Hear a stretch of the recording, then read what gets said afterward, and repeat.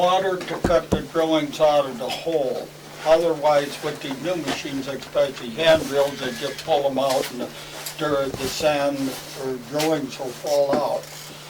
But they hook to their machine, they'll hook this to an air line. They don't have water in there, but they do have air. So they'll hook to the air line to pressurize this tank. And then they got water in there that when they're drilling with this machine, it takes the cuttings out of the hole. Now here's what we call it a buzzy. A stoper is probably the new name for it. You can see the drill steel's up against that rock. Say if that rock's too big to handle, so you drill a little hole in it and you put a stick of dynamite in it. And boom, you got 100 little ones or more. Probably 1,000 little ones, about that big, one stick of dynamite. And this here, during last winter, not this winter, the year before, this place started caving in. As you can see back there, everything broke and it was caving in. So me and 4 other miners said, well, we'll go ahead and fix it. The board of directors wanted to close this down, this part, because they said it's unsafe. So we said we'll fix it up. And instead of replacing everything like we did here and in some of these places and redone them, we thought it'd be kind of nice to go ahead and catch it up and make it safe and show you what a cave-in is. Now let's say that we got a big ore body on the other side. We got to go through this cave. We can't just stull it up. We call this stulling up. We catch it up and support it so it can't cave any further. So what you gonna do if you got to go through it? I've caught up a lot of good caves. I've caught up some that were very treacherous, that they could wipe you out in a second. And what you do is go in there easy. You'd probably catch all the front. Then you'd go ahead and put in what they call a boom set or spiling. So you could take old rails and get back here and run them out there 4 or 5 feet. And then you put in a set of timber and you do the same thing until you get through the cave. And after, if they got $10 million for the ore or $100 million on the other side, they got to go over there and get it. So they go ahead and do it. And then once in a while, as the age goes by, these places start caving in. Like I said, we had to fix some of these. Now if you want to go up front and look, what's going on? Now over there you can see what's a switch, where just like the big railroad, you throw that switch back this way, you can go in there. You throw it straight like it is now, you go straight ahead.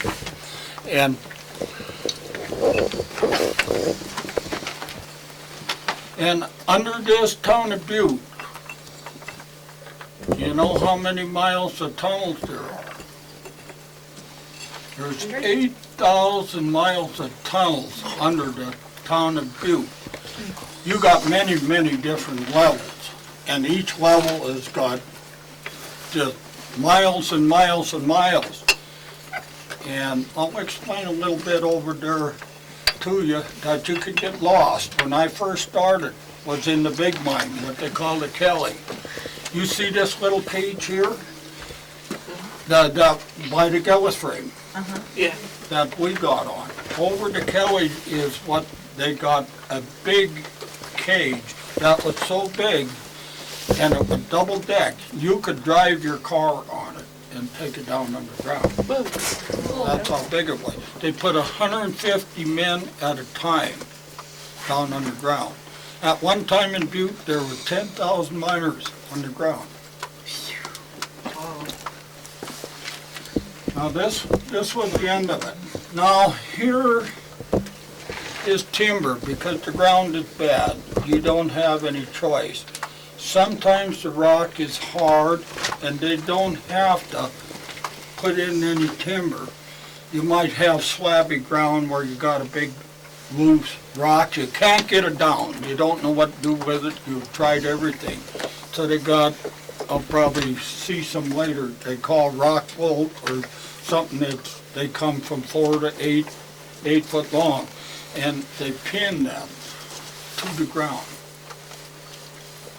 Okay, at the end, this is not a phony story. This is a true story that actually happened to a friend of mine.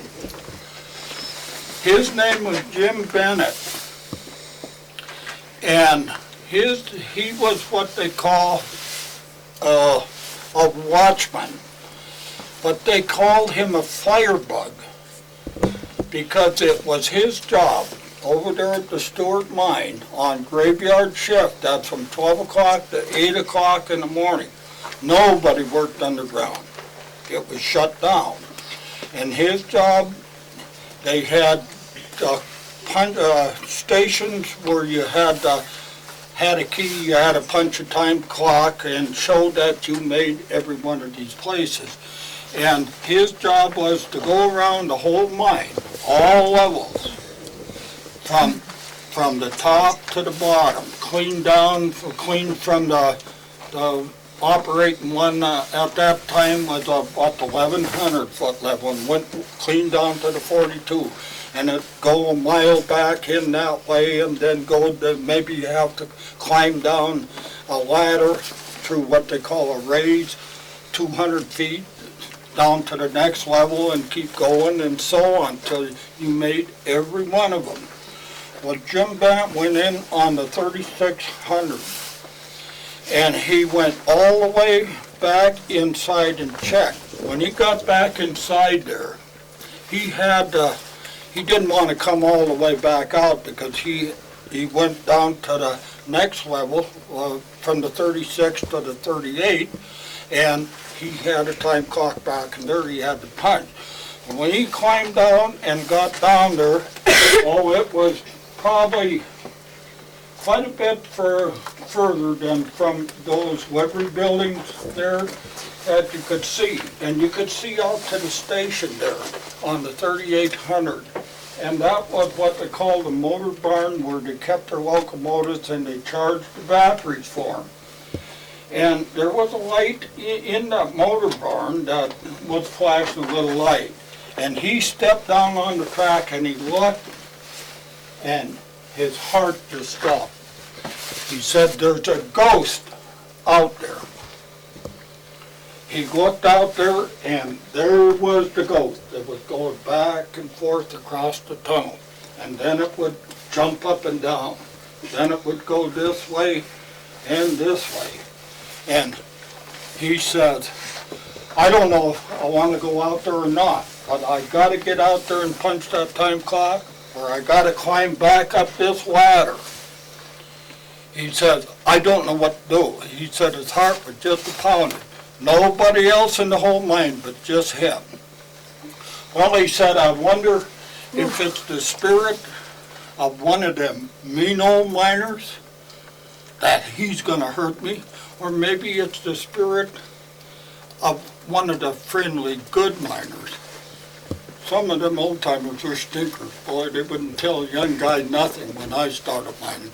So he says, "I'll go out there and see." So he started down that track and then the ghost started floating back and forth across the tunnel. And it jumped up and down and then it would go this way. And he kept going and kept going. And he said his heart was just about jumping out of his shirt. He said he was scared. Nobody in the whole mine. Then he finally got out there, and when he got out there, guess what? It wasn't really a ghost at all. You know what it was? They had the pipe for air and water pipeline, just like this pipe here. It was right down the middle of the drift. And they had a water hose in there hooked up, and these miners used to carry a clean dry shirt with them like that, and theirs would be all full of oil and drillings and soaking wet. So they'd take take the wet one off and they'd wash it, and one of the miners washed it and he hung it on the air line. The air was making it move back and forth. When the other mines are working, when they got airlocks and air doors, what would happen is when somebody, maybe in another mine, because you could go through several mines and go to one mine and climb up and go through another mine. The air would change and the air would blow and make it jump, and then it would kind of just coast and then it would jump back and forth. And he said it scared him so bad that he never went to work for 3 days. And every time that he went down the mine, his imagination was working. He could see things that ain't supposed to be there. Yeah, he was a good friend of mine. Well, we'll head over, we'll make the engine room, and then what we're gonna do is go into the Hard Rock Museum, and we've got a lot of things to explain in there. And then the town.